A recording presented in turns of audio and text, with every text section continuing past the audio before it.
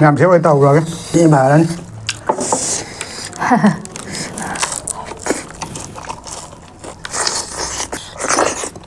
ahan bumang tada ako channel bu yang biri ba isin lao ichisan khwai myam ke pipu mani mukbang mai ke degi taram na okchari ada myam ningon chako baga kari leinana ngasi de video ma pu don lak jare sakolai uti thong mam lai jare sobri chamthong ma lai jare singju ma lai jare kai borano sa awa phadigom gi bora ni do jen sakolai ke maku gi bora ani su bani ngasi jare ko na ba awa phadigom lai re aduga sina ke no lai re phadigom lai re phadigom thadi Thabi chu lai ra myam nang si na like to ba kawi ga na duga khoi channel channel ba pangwi ba ichinaw singna subscribe to sambira mo bell icon chu all thambira adu de myam thanga da bi da sa ba hora ga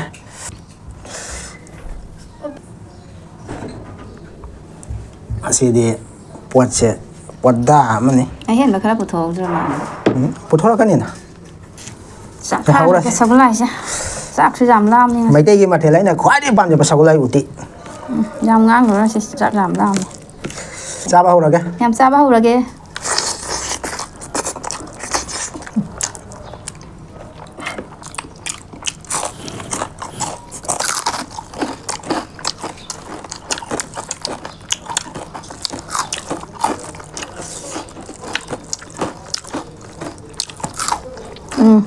cái đó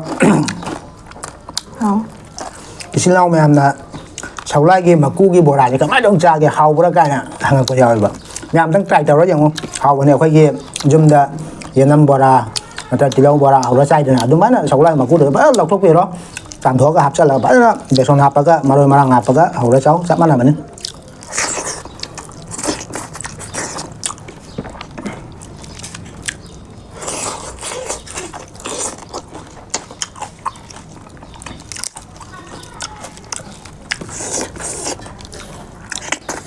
là quá để tầm thì vậy đi bộ phải sao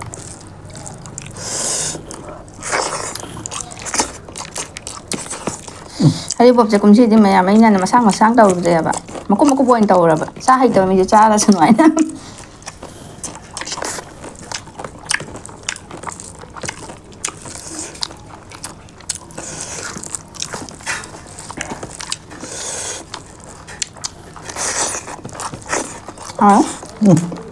hao thấu rồi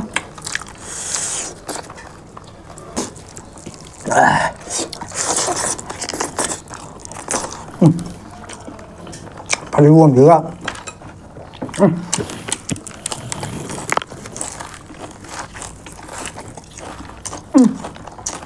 không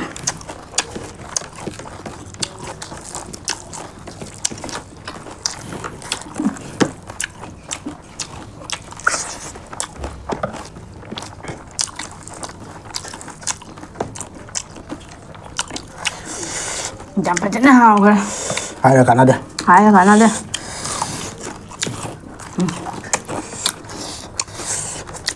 cái đừng cút ra đầu đó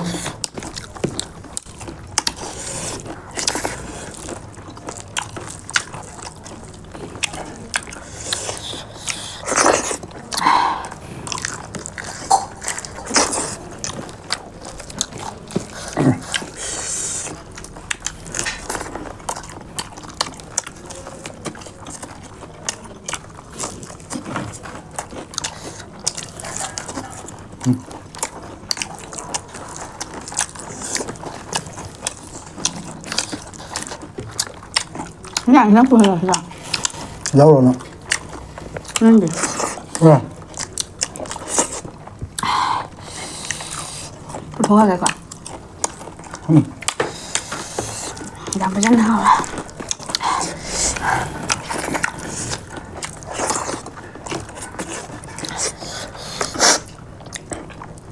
làm xéo cái tàu rồi cái bà lên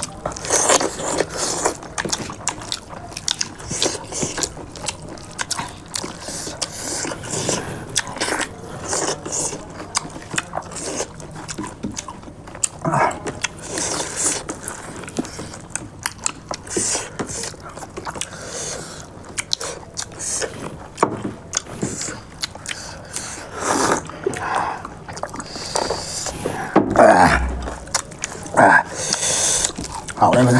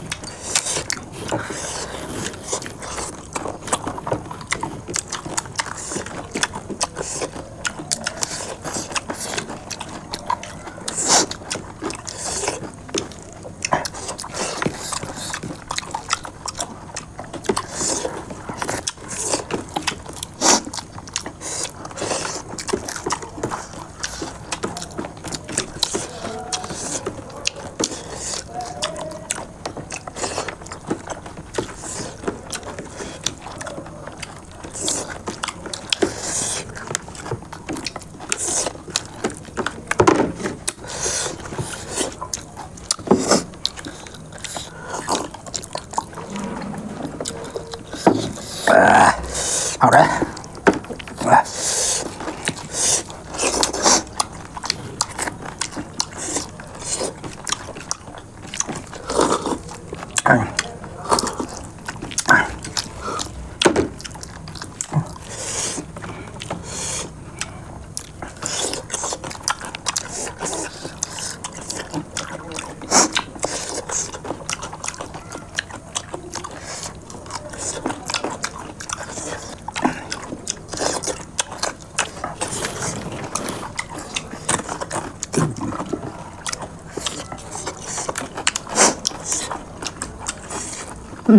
Ayo silang.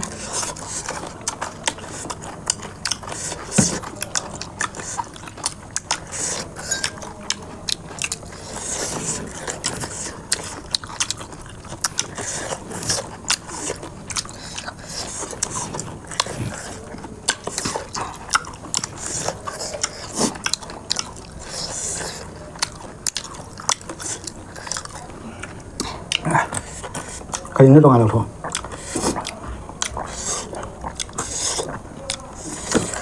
Mày làm xấu ghi xe lôi em đây đó không chưa? Wow, đầu cái lấy lôi đây.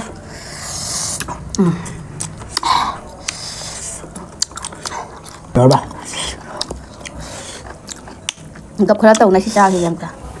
Gặp tao ngay cái này đó. Mi tụi mày nào ra là video thì gặp tao ra vậy, sao cái video này gặp tao ra. Về đây, xấu ghi mày không mình. Một sao nó rồi đây. Sao mà xí đem nó ta liêm đây, năng cái sự liêm đấy. Làm nó sẽ hào đây. Mai chủ liêm đấy. Tôi mày làm sao số lời đây, học số học đây. Mày làm sao số lời bên mà thằng next video tao muốn phân ra xí mày em. Bye bye.